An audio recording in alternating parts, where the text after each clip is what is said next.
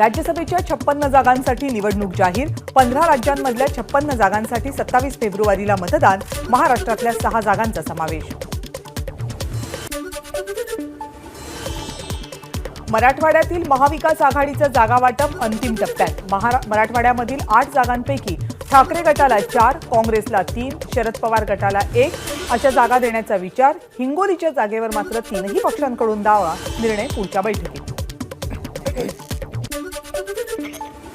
मराठवाड्यामधील जागेबाबत अजून चर्चा झालेली नाही। ज्या पक्षाची ज्या भागात ताकद असेल त्या पक्षाचा प्रामुख्याने विचार केला जाईल। काँग्रेसचे नेते अशोक चव्हाण यांची मराठवाड्यातल्या जागा वाटपाच्या बातमीवर प्रतिक्रिया।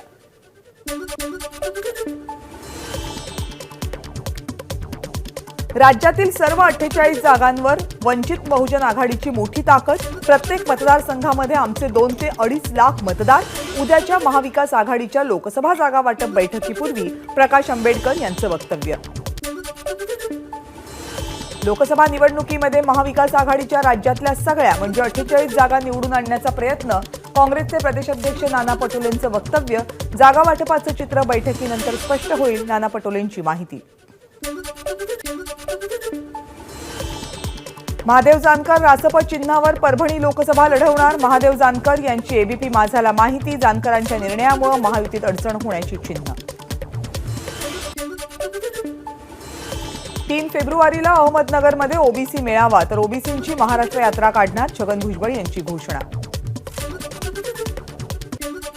सरकारनं आरक्षणाच्या अध्यादेशानंतर मनोज जरांगे रायगडकडे रवाना। 30 जानेवारीला शिवरायांच्या समाधीचं दर्शन घेऊन 31 जानेवारीला 5 महिने 2 दिवसांनंतर जरांगे स्वतःच्या घरी जाणार। मराठा आरक्षण कायद्यामार्फत पहिलं प्रमाणपत्र मिळाल्यावर विजयी सभा घेणार। सरकारनं 15 दिवसात हरकती मागवल्या। ज्यांची नोंद मिळाली त्यांच्या सोयऱ्यांना फायदा होणार। मनोज जरांगेंचं वक्तव्य। सगळे सोयऱ्यांनाही प्रमाणपत्र म्हणजेच सरसकट आरक्षण। जरांगेंचा दावा। सोशल मीडियावर शायनिंग मारण्यापेक्षा हरकती मांडा। टीकाकारांना प्रत्युत्तर।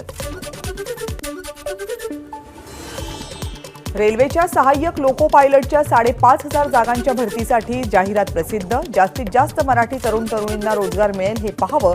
राज ठाकरे यांचं एक्सद्वारे कार्यकर्त्यांना आवाहन।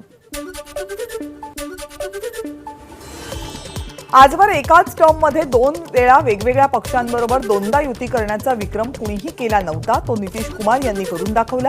शरद पवार यांची नितीश कुमार यांच्यावर टीका। अयोध्येमध्ये श्रीराम, बिहारमध्ये पलटूराम। नितीश कुमारांनी पलटी का मारली हा संशोधनाचा विषय। सामनामधून बिहारचे मुख्यमंत्री नितीश कुमार यांच्यावर टीका। नितीश कुमार यांनी पलटू कुमार असल्याचं सिद्ध केलंय, त्यामुळे इंडिया अलायन्सला काहीही फरक पडणार नाही। काँग्रेसचे महाराष्ट्र प्रभारी रमेश चेन्नीथला यांची प्रतिक्रिया। लोकसभा निवडणुकीमध्ये बिहारमध्ये उत्तम यश मिळवू, चेन्नीथला यांचा विश्वास। ललित पाटील प्रकरणामध्ये ससून रुग्णालयाचे डीन डॉक्टर संजीव ठाकूर यांना वाचवण्याचा प्रयत्न सुरू झाल्याची चर्चा।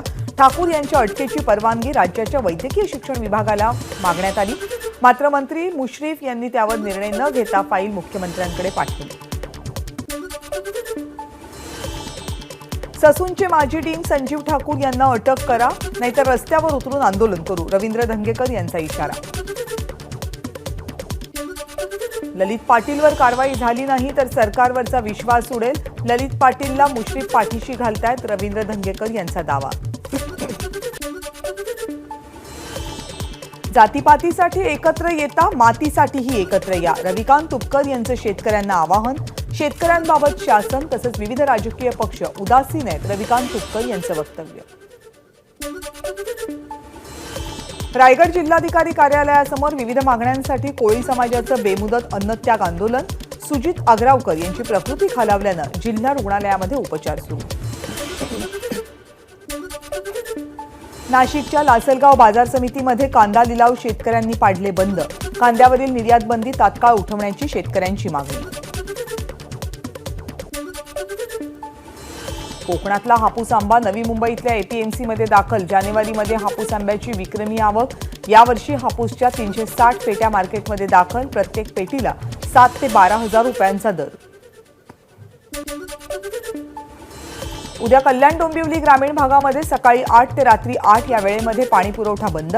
कल्याण डोंबिवली शहरांना पाणी पुरवठा करणाऱ्या मोहिरी, बारावे, नेतिवली, टिटवाळा इथल्या जलशुद्धीकरण केंद्रांच्या विद्युत आणि यांत्रिकी देखभाल दुरुस्तीच्या कामामुळे पाणी पुरवठा बंद.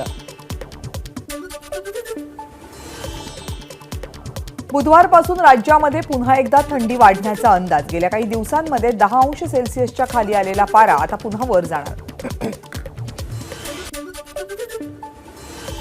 एसटी वाहनतळाचं काँक्रिटीकरण करण्याचा एसटी महामंडळाचा निर्णय. पहिल्या टप्प्यात पुणे, सोलापूर, सातारा आणि कोल्हापूर विभागातील बस स्थानकांचं काँक्रिटीकरण केलं जाणार. एसटी महामंडळानं मागवल्या निविदा 18 कोटींहून अधिकचा करणार खर्च. शिवडी नावाशेवा सागरी सेतूवरून दररोज तब्बल 30,000 वाहनांची ये जा. गेल्या 10 दिवसात 61 लाख रुपयांचा टोल जमा. कोस्टल रोड प्रकल्पाचे 84% काम पूर्ण. प्रवाशांच्या सुरक्षेसाठी कोस्टल रोडवर 24 CCTV cameras, 30 video incident detection systems. Mumbai Bengaluru बाह्यवळण मार्गावर जांभूळवाडी पुलाच्या दुरुस्तीचं काम सुरू. त्यामुळे मुंबईकडे जाणारी मार्गिका वाहतुकीसाठी 10 फेब्रुवारीपर्यंत बंद. ठाण्यातल्या समतानगर पाईपलाईन परिसरामध्ये मृतदेह आढळला. मृत व्यक्ती तानाजी शिंदे यांची मित्रांकडून हत्या झाल्याचं उघड. बीडच्या अंबाजोगाईतील खोलेश्वर महाविद्यालयामध्ये स्नेहसंमेलन सुरू असताना अज्ञाताकडून दगडफेक, शिक्षक जखमी. 10 ते 15 जणांविरोधात गुन्हा दाखल. अहमदनगरमध्ये छत्रपती संभाजीनगर महामार्गावर पांढरी पूल इथे कंटेनर आणि दुचाकीचा अपघात. आई वडिलांसह 2 भावंडांचा मृत्यू. कंटेनर चालक फरार. जंगल सफारी दरम्यान समोर वाघीण आली. चालकानं पर्यटक बसलेली जिप्सी उलटली. नागपूर जिल्ह्यातल्या उमरेड पवनी करांडला वन्यजीव अभयारण्यातली घटना. गाईड जखमी. सुदैवानं वाघिणीनं पर्यटकांवर हल्ला केला नाही. सोलापूरमधल्या महावीर चौक रस्त्यावर दुचाकी झाडाला धडकली. भीषण अपघात. 3 तरुणांचा मृत्यू. वर्ध्यातल्या कारंजामध्ये पहाटेच्या सुमारास 4 दुकानांना आग. अग्निशमन दलाकडून आगीवर नियंत्रण. 10 ते 20 लाख रुपयांचं नुकसान. पुण्यातल्या कात्रज चौकात 4 चाकी वाहनाला आग. अग्निशमन दलाकडून आगीवर नियंत्रण. परभणीतल्या जिंतूर तहसीलदारांच्या गाडीनं घेतला पेट. तहसील कार्यालयातली घटना. सुदैवानं जीवितहानी नाही. बुलडाण्यामध्ये बनावट चलनी नोटांसह 14,56,000 रुपयांचा मुद्देमाल जप्त. 4घांना अटक. संकष्टी चतुर्थीनिमित्त नागपूरच्या टेकडी गणपती मंदिराला आकर्षक विद्युत रोषणाई. सकाळपासून भक्तांची गर्दी. भंडाऱ्यामध्ये ग्रंथदिंडीचं आयोजन. सकाळी ग्रंथपूजन करून ग्रंथदिंडीला सुरुवात. 16 वर्षांच्या मुलीनं 32 वर्षांच्या पुरुषाला कुस्तीत केलं चितपट.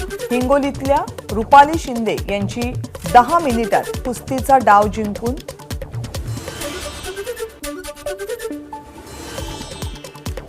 उत्तराखंड वक्फ बोर्डाच्या अंतर्गत चालवल्या जाणाऱ्या 117 मदरशांमध्ये रामाचं चरित्र शिकवलं जाणार. वक्फ बोर्डाचे अध्यक्ष शादाब शम्स यांची माहिती.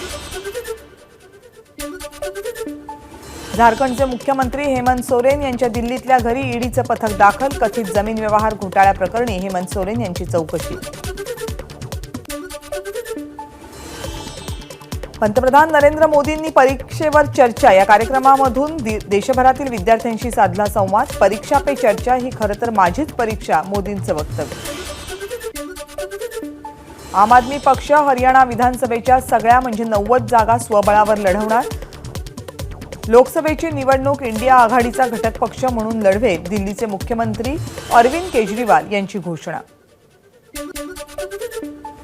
इंग्लंड विरुद्धच्या पहिल्या कसोटीमध्ये भारतीय संघाचा 28 धावांनी पराभव. कसोटी मालिकेत इंग्लंडची 1-0 अशी आघाडी.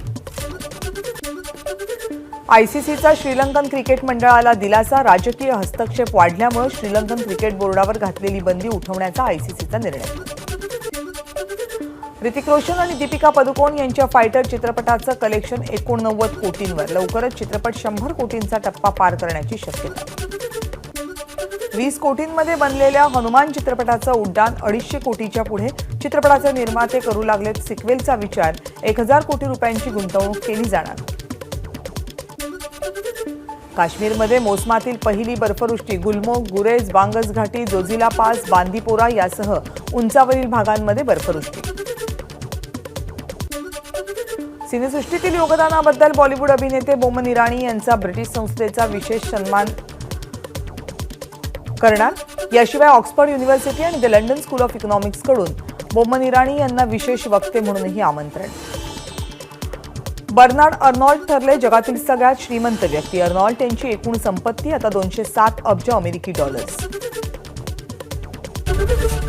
एबीपी माझा, उघडा डोळे बघा नीट.